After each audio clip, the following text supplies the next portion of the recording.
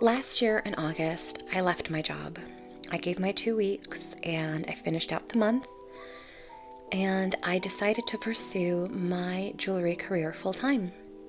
And I just want to give you a little bit of background as to why I left my job and all of the bits of information that people don't tell you when you own your own business and are working for yourself full time. My name is Vanessa. I am a self-taught metalsmith and I am the creator of With Love Jewelry. I'm going to start by kind of telling you a little bit about what my job was and why I left. I used to work as a loan closer, and if you're unfamiliar with what that position does, when you go to buy a home, you do your walkthrough, you go to sign your paperwork, you sign your paperwork, and then they send the funding documents to loan closers. The loan closers check the funding documents. If everything looks good, they basically give you the funding to purchase your home. And it sounds like it's a very simple process. It really isn't. That isn't the only thing we do. It is a very intense and intricate process. It was a remote job, which was awesome. I thought I'd be able to pursue my passions a little bit more working remote. And the reality was that I was literally chained to my desk at times, unable to leave to even go to the bathroom because there was either so much work to do and not enough time to do it, or you never knew when your next funding was coming in, and if you don't answer your email right away, you have people emailing your managers telling them that you're slacking or you're not answering. You know how it goes. Anyways, this job, it's not a bad job. It just wasn't the right fit for me. And so as stressful as it was at my previous job, it is incredibly stressful right now working for myself. You have times where you say to yourself, nobody wants to buy what I'm making, or I'm pricing my pieces too high, or this is not the right market for what I'm trying to sell. And you are going to have these thoughts more often than you would like. And the reality is that might be true for the meantime. And so what I tell myself is, yeah, my prices might be too high for my current audience, but that's just because I haven't found my right audience yet. Or people might not like what I'm making right now because the right people haven't found my website or my jewelry yet. And it's just about shutting out that awful voice that puts down everything you do and rewording it to reframe your way of thinking. It's really, really tough, especially when you do everything on your own. When you are the maker and the photographer and the marketer and the IT person, and you do everything. As terrifying as that is, it's also really empowering. Whenever you're like, I can't do this on my own, I feel so stuck on my own, stop and tell yourself, I am doing this on my own. All of this is me. I built this. I am building this brand, this business. And try and think about it that way and see how much those little shifts in words change your shifts in how you see things and how you feel about everything. And if you have support, that is amazing. I left my job with 300 followers on Instagram. I wasn't making sales. The sales that I made when I started my jewelry business were from my family, relatives that were trying to support me. My very first sale was from my former regional manager. When he found out that I was leaving my job, he asked me what I was going to pursue, and so I told him, and he said, I want to support you. And he went on my website. That's within the hour, and he purchased something. And Joe, if you're watching, thank you so much. That was incredibly kind of you and shows what sort of person you are. And so I really appreciate you, and it's always really cool to tell people that my very first sale was from you, my former regional manager. And you never know who's going to be buying your jewelry. When I started off, like I said, my regional manager was my first sale, my team lead was my second sale, and then family members were a lot of my sales. And people like these are my friends and family that are, or co-workers that are trying to support my business, and it's an amazing feeling. I highly recommend, especially if you're like me and you're doing this and you had like no client base except for the people that you knew, I highly recommend that you don't just quit your job without having some alternate form of income, be it a spouse or a part-time job or a side hustle, something that can bring you some extra money in the meantime while you're growing your client base, because there are months where you don't see any orders, and that is really scary, and that is really stressful and can be depressive and all those fun things that small business owners love. So it's really important to have support. And just on that note, if you're watching this, I am I am making itty bitty strides to getting towards monetization on YouTube. And so if you're watching and you have not subscribed to my channel yet, I would love for you to do that to help me get a little bit closer to getting monetized so that I have an extra source of income, because you never know when you're going to see your next paycheck, but it does help to have monetizations or things like an Amazon storefront. And honestly, my highest payout on an Amazon storefront has been like $5, but it's $5 extra that I wouldn't have made otherwise. So every little bit helps. And I would highly, highly appreciate, even if you just like or subscribe to my channel or my videos, I would highly, highly appreciate that. Based on what you're selling, there's usually some sort of market out there for it. And when I say market, it could be like a farmer's market or a maker's market or something like that. And interestingly enough, I think this depends on where you live. For example, I make jewelry, and this summer I have applied to like every single market around me, and I got into one. And it is not because I applied late or something, along those lines. It is because a lot of markets, like farmers markets, don't accept jewelers. They don't take jewelers as vendors. So you have to be really strategic with markets and hope that you've got some makers markets or craft fairs around you, or even art fairs. Art fairs, I believe, accept jewelers.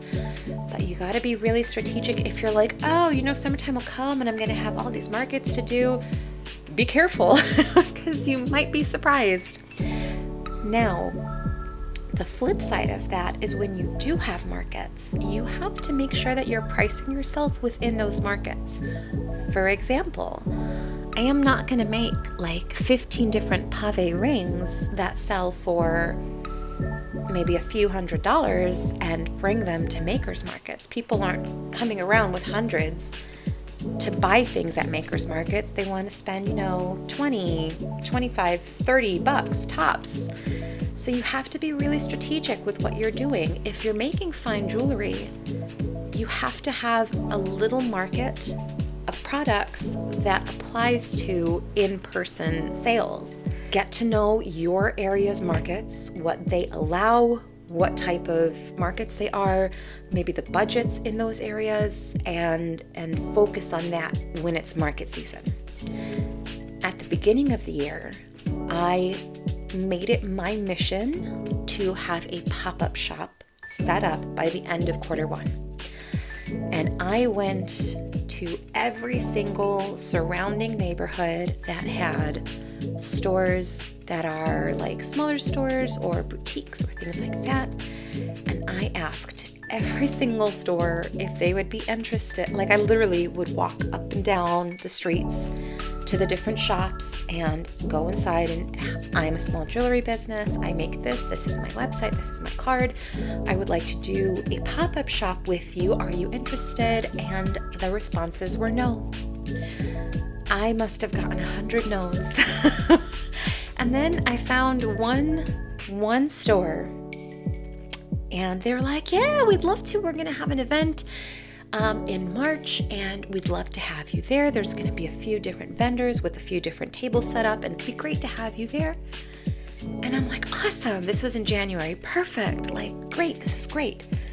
So January went by, we had it set up. Then February came. I'm like, oh, I haven't heard from them. They were going to email me back with the dates and times and exactly what it's going to look like. And then March came, and it was supposed to be mid-March. And so I'm emailing them at the beginning of March, like, hey, I haven't heard from you. Just want to make sure that I have all of the information for this pop-up shop. And then I swear it was like 2 days before the pop-up shop was supposed to happen. Mind you, it doesn't take like 10 seconds to make a piece of jewelry. It takes quite a bit of time, especially if you have to order material ahead of time. So it's like 2 days before the pop-up shop is supposed to happen. They finally email me back, and they're like, oh yeah, hey, so we're not going to go ahead with you as one of the vendors. I'm like, really? 2 days before you let me know? So you can't always count on stuff like this. You have to either have it already set up before you leave your job, or not factor it in as a possibility. Meaning you need to have your income figured without those potentials. So it is really difficult. You see, other brands on social media that have nonstop pop-up shops every week, every weekend, multiple pop-up shops a week, and I can't find a single business that is willing to do a pop-up shop with me. And it's not because of what I sell, it's just, the area that I live in. It's not something that happens around here. So get to know, your local stores. If you're looking to do pop-up shops before you leave your job, or if you're looking to do pop-up shops after you leave your job, before leaving your job, maybe set up a good relationship with that store, and then hopefully they'll allow you to do pop-up shops with them. If you've been following me on Instagram, you've probably noticed that I've had steady growth. Actually, I've had steady growth across all platforms, but Instagram has been the largest. I have had about 1,000 followers per month for the past maybe 9 months, 8 or 9 months. And it's really encouraging, and it's really amazing. And I always, whenever I get a notification that so-and-so followed you or so-and-so liked your reel, I always say in my head, thank you. Thank you for watching. Thank you for following. Thank you for liking. Thank you for commenting, because those are all free ways to support my business. But always remember that followers and subscribers don't equal sales.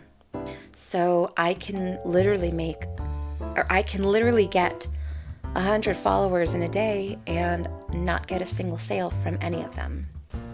Even if they aren't buying, you are getting exposure, and maybe they're not buying right now, but in the future, maybe they need something and you're the business that comes to mind, or maybe they're looking for a gift, or they know somebody else who's looking for something that you sell, and they can always be like, oh hey, I know With Love Jewelry sells that, you can buy it from there. And so that exposure is really, really great.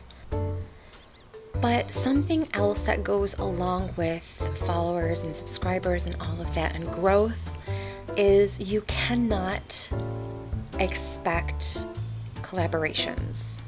Meaning, I was hoping that at this point, I would be collaborating with a jewelry supply company, someone that can maybe send me tools that I don't have a budget for that I could really use. And, if you've seen my tools video, I don't have a lot of tools. I really don't. And I try and make do with what I have. And I know that there is so much more that I could do with the right set of tools. Like, for example, I don't have a ball vise.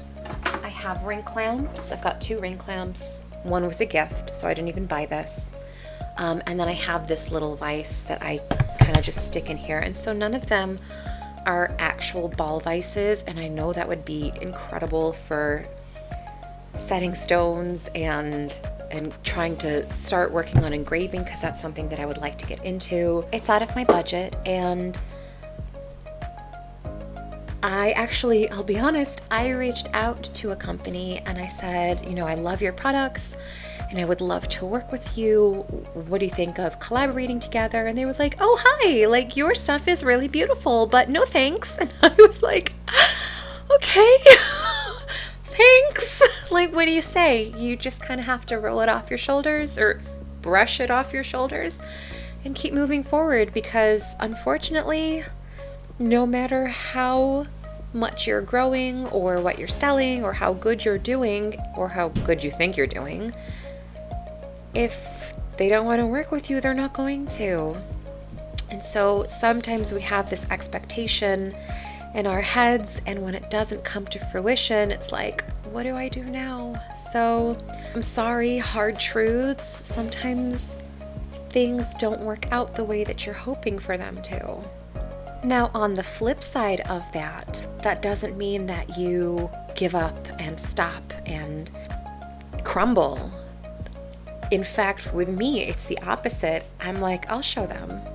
I'll show them who they're not working with. Like, in a few months, they're going to be like, oh, Vanessa, please, we'd love to work with you. Would you like to work with it? Like, I am going to make you realize that you turning me down was the biggest mistake.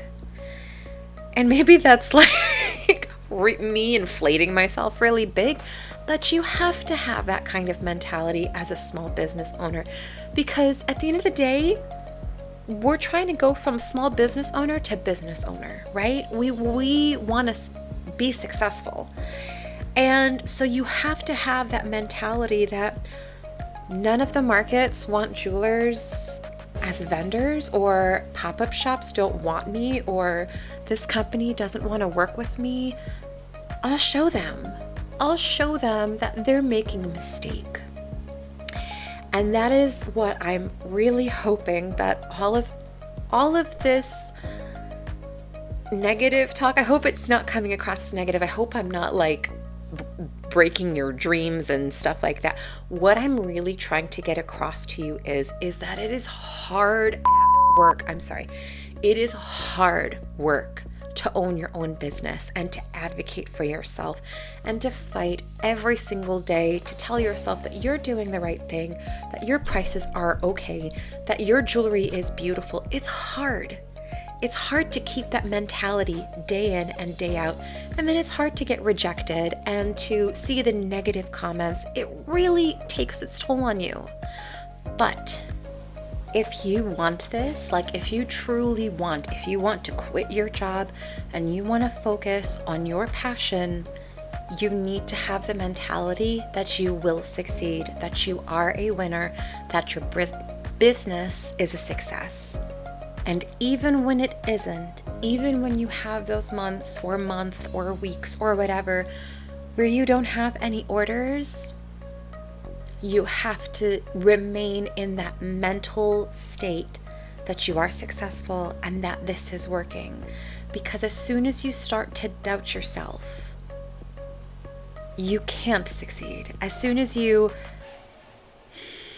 I know this is really like,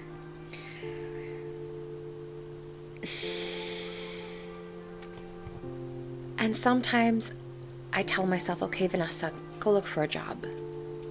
And then I stop and I say, well, hold on a minute. I am not employable.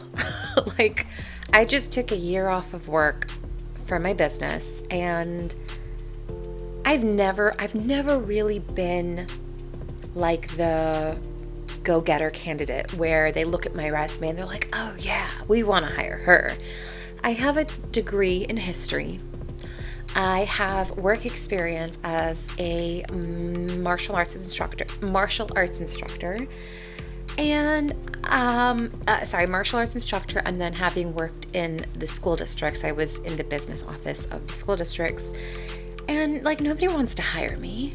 And so I'm like, okay, let's think about this for a minute. If I go out and apply, which I did, there was a period of time after I quit my job where I was applying to jobs like crazy. And I got rejected nonstop because nobody wants to hire me. So it's like, okay, do you want to get rejected from jobs where you're going to be working for somebody else? Or do you want to keep betting on yourself? Do you want to keep pushing forward as your own boss? I know it's hard. I know it sucks. I know all of this seems really disheartening, but in order to succeed, you have to have the right mentality as a small business owner. And it's not for everybody. And that's okay. There are people that love their 9-to-5, or they don't necessarily love it, but they don't hate it. They kind of like what they do, or some people love what they do. I used to have a girl that I worked with, and she loves what she does. And we follow each other on Instagram, and I see her all the time. She's like, I love my job. And I'm like, I don't understand how you can love that job, but I'm so happy for you. And that's great. And it's great being a small business owner, and it's great loving your job in whatever capacity that is. So I just kind of want to recap here. I know this was a lot of negativity because people don't tell you this when you start a small business. So I'm hoping you're not like, oh, Vanessa doesn't want us to succeed. No, I do want you to succeed. I so badly want you to succeed. But I want you to know all of the negativity surrounding trying to succeed. And I want you to have the right mindset going into this, and because it's gonna suck at times, and I don't want you to be like, well, nobody prepared me for this. So this is me trying to prepare you for the times that it's gonna suck, because I'm going through it too. Like last month, you know what? We're not even gonna talk about that. But it's not always sunshine and rainbows. When we look at social media, when we look at businesses on social media, you see, oh, I just got my whatever sale, and like, look at all the stuff I'm packing up, and it's amazing. And I'm like, that's awesome. Good for you. That's so great. I hope you continue to be successful, but don't always expect that is the outcome. There are really challenging times, and sometimes businesses take a long time before they begin getting sales or succeeding, and that doesn't mean that they're failing. They're just not where they need to be yet, and that's okay. But be prepared for that. And maybe you leave your 9-to-5 and your business is like off the charts amazing the very next day, and that's amazing. I hope that's the case for every single one of you. But if it isn't, it's okay. It's okay. So I hope this didn't come off as me being like, having your own business is awful and hard and blah, blah, blah. That's not what I wanted it to be. I really hope that you, by now, you understand that I am trying to just prepare people. Hope for the best, prepare for the worst, right? I think that's the best possible way to think about owning your own business. And not just hope for the best, but fight for the best, right? Fight for yourself, advocate for yourself. You probably will be doing everything on your own, and you know what? That makes you a rock star. That means that every sale that you get, that every success story that you have is because of you. Nobody else. Nobody can take that away from you. Nobody can say, oh, well, yeah, but you had, whatever. No, that was you. You did that. So always be proud of yourself, even if you're not where you want to be, even if your business isn't doing as good as you want it to, or getting all the sales that you want it to. Every time you get a like, every time you get a subscribe or a follow, be grateful. Thank you. I appreciate that you care enough to watch my content or like my content or comment on it. That's this much closer to getting yourself to where you want to be, because exposure is everything, and it's baby steps. And eventually, I promise you, if you just keep going, if you keep at it, you will get to where you want your business to be. At least that's what I tell myself. So I really hope you got something out of it. I'm not going to say I hope that you enjoyed this video. I hope that you took something away from this video that can potentially help you when you're not feeling great about your business, because let's face it, it's not always easy, but we keep fighting, we keep moving forward, and we will get ourselves to where we need to be so that our business is successful. And if you're not ready to leave your 9-to-5, you don't have to yet. It's okay. You can try and keep doing both. You can leave your 9-to-5 and maybe pick up a part-time job, or leave your 9-to-5 and just pursue your passion. Like I said, I pursued my passion project with less than 300 followers on Instagram, and here we are a year later. So I hope that all of these little anecdotes and hard truths are helpful. And if they are, I'd love for you to like this video and to subscribe to my channel. Like I said, it helps me grow as a small business, and it helps me get a little bit closer to monetizing so that I have an alternate source of income, because let's face it, sometimes having a small business is really tricky. But anyways, I hope you enjoyed, and I'll see you guys next time, and have an amazing day.